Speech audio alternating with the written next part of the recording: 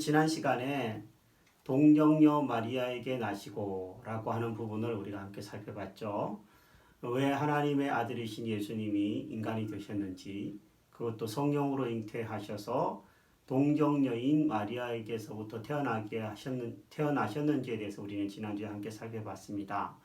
하나님만으로는 죽음을 경험할 수가 없고 또 사람만으로는 죽음을 이길 수 없기 때문에 예수님은 하나님의 아들이신데도 동정녀 마리아를 통해서 성령으로 잉태되어 이 땅에서 태어나셨습니다. 오늘은 예수님의 십자가의 죽으심과 부활에 대해서, 십자가와 부활에 대해서 함께 살펴볼게요. 사도신경 중에서는 본디오 빌라도에게 고난을 받으사 십자가에 못 박혀 죽으시고 장사한 지 사흘 만에 죽은 자 가운데서 다시 살아나시며, 이 부분입니다. 십자가와 부활. 로마서 4장 25절에는요 이런 말씀이 있어요. 예수는 우리가 범죄한 것 때문에 내줌이 되고 우리를 의롭다 하시기 위하여 살아나셨느니라. 이게 오늘 요절 9절이라고 보시면 됩니다. 예수님은 먼저 본디오 빌라도에게 고난을 받으셔서 십자가에 죽으셨습니다. 본디오 빌라도는 예수님 시대에 유대 지방을 다스리던 유대 총독이었거든요. 예수님께서는 본디오 빌라도에게만 고난을 받으셨다고 이해하면 안 됩니다. 본디오 빌라도라고 하는 로마의 총독이 다스리던 그 시대의 사람들에 의해서 고난을 당하셨다라는 말이죠. 빌라도는요, 예수님을 재판하면서 예수님께 죄가 없다라는 것을 알았습니다. 그러나 유대인들의 마음을 얻기 위해서 사형을 집행하는 것을 최종 명령한 사람이 본디오 빌라도였어요. 사람들의 마음을 사기 위한 정치인의 잘못된 선택이라고 말할 수 있겠죠. 그러나 한편으로 보면 예수님은 힘이 없어서 또 혹은 유대인들의 시기와 고발로 빌라도의 잘못된 정치적인 선택에 의해서 십자가를 예수님이 지신 것은 아닙니다. 요한복음을 읽어보면 예수님은 스스로 이 십자가를 지시기 위해서 이 세상에 오셨고 그 십자가를 스스로 선택을 하셨습니다. 세상 권력자 앞에서 그렇게 자신을 낮추심으로 예수님을 믿고 따르는 모든 사람들을 하나님 앞으로 이끄시려고 십자가를 선택하신 거죠. 그러면 왜 예수님은 하필이면 십자가에 죽으셔야만 됐을까요? 십자가라고 하는 이 사형 제도는 인간이 고안한 사형 제도들 중에서 가장 악한, 가장 아주 힘든 그런 사형 제도거든요. 그런데 예수님은 왜 그런 십자가를 그럼 선택하셨을까? 그것은 하나님의 성품, 하나님의 속성을 우리가 좀 봐야 됩니다. 하나님은 의로우신 분이세요. 그래서 죄를 용납하시거나 죄를 허용하실 수 없는 공의로운 분이시거든요. 또 한편으로는 하나님은 사랑이세요. 사람들을 지극히 사랑하시고 죄인들도 아끼시는 사랑이십니다. 이 하나님의 공의와 하나님의 사랑을 같이 만족시킬 수 있는 것은 다른 것이 아니라 바로 십자가밖에 없습니다.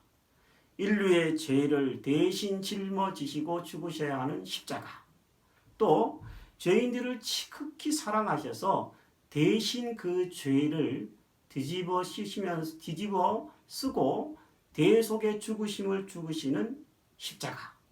십자가는 공의와 사랑이 만나는 하나님의 능력이고 하나님의 지혜이고 사랑의 절정입니다. 그래서 예수님이 십자가를 선택하시고 십자가를 지시고 죽으신 겁니다.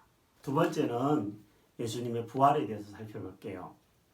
예수님은 장사 지내신 이후에 3일 만에 부활하셨다고 성경은 얘기하거든요. 그러나 그것을 부인하는 많은 사람들이 있습니다. 예수님이 십자가의 고통이 너무 심하여서 잠깐 기절했다가 서늘한 무덤에서 갇히신 다음에 일어나셨다. 그렇게 기절설을 주장하는 사람들도 있고요. 시신을 제자들이 도둑질에 간 다음에 부활했다고 거짓말을 한다. 이렇게 도적설을 주장하면서 부활을 부인하는 사람들도 있습니다. 그러나 이렇게 부활을 부인하는 사람들의 어떤 주장도요, 이 제자들이 예수님의 부활을 알게 되고 또 나중에 부활의 소식을 전하다가 모두 다 순교한 것을 설명할 수는 없어요. 예수님은 3일 만에 부활하신 것이 확실하다는 얘기죠. 예수님은 부활의 첫 열매가 되신다. 성경은 이렇게 이야기를 하고 있어요. 예수님 이전에도 구약성경을 읽어보면 죽은 자가 살아나는 경우들은 몇몇 경우 있었거든요. 그러나 그 죽은 자가 살아나더라도 몇 년 동안은 살 수 있지만 다시 죽음을 맞이할 수밖에 없었을 거예요. 잠깐의 생명 연장이지 참 부활은 아니었던 거죠. 하지만 예수님의 부활은 더 이상 죽음이 없는 몸과 영의 완전한 부활이셨어요. 그래서 예수님을 부활의 첫 열매라고 부르고 예수님을 믿는 우리도 이제 부활의 다음 열매가 되는 거죠. 가을입니다. 빨갛게 사과가 익어가면요, 한 열매가 빨갛게 익으면 모든 가수원의 사과를 수확하게 되겠죠. 첫 열매는 그 다음에 빨갛게 익어가는 사과의 열매를 상징하는 것이에요. 예수님의 부활이 중요한 것은 예수 믿는 우리에게도 똑같은 몸과 영의 부활이 있다라는 것을 의미하기 때문에 예수님은 부활의 첫 열매가 되신다는 것은 매우 중요한 의미가 아닐 수 없습니다. 예수님은 살아계실 때 3일 만에 부활할 것이다. 십자가에 죽고 3일 만에 부활하실 것이다 라는 것을 여러 차례 예언하셨어요. 예수님은 말씀하신 대로 십자가에 죽으시고 말씀대로 사흘 만에 부활하신 거죠. 우리가 지금 이 부활을 기념하면서 주일을 지키고 있거든요.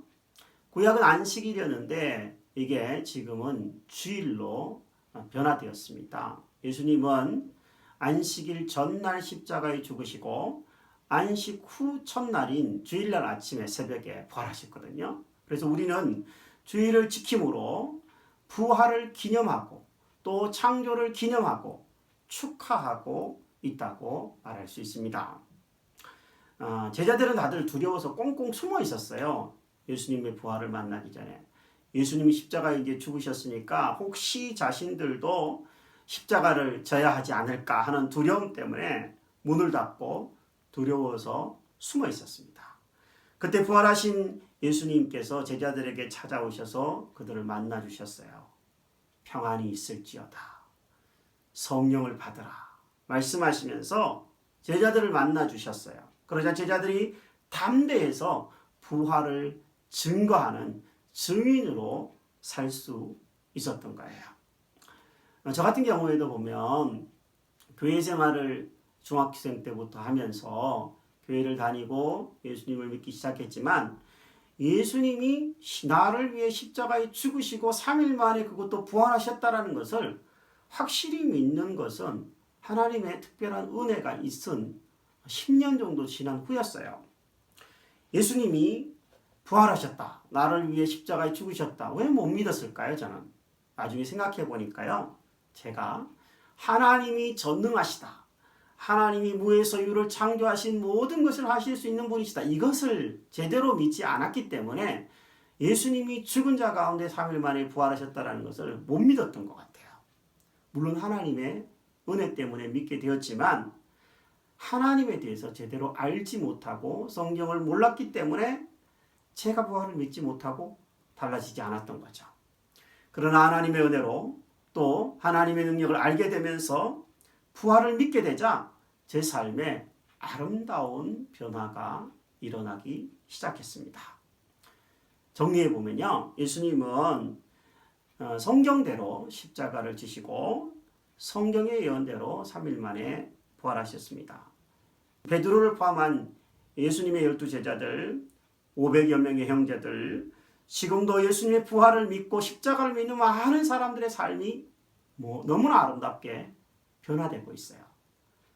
여러분도 예수님이 나를 위해 십자가를 지시고 나를 위해 3일 만에 살아나셨다는 것을 믿게 되므로 아름다운 삶의 변화가 있게 되기를 주님의 이름으로 축복합니다. 샬롬.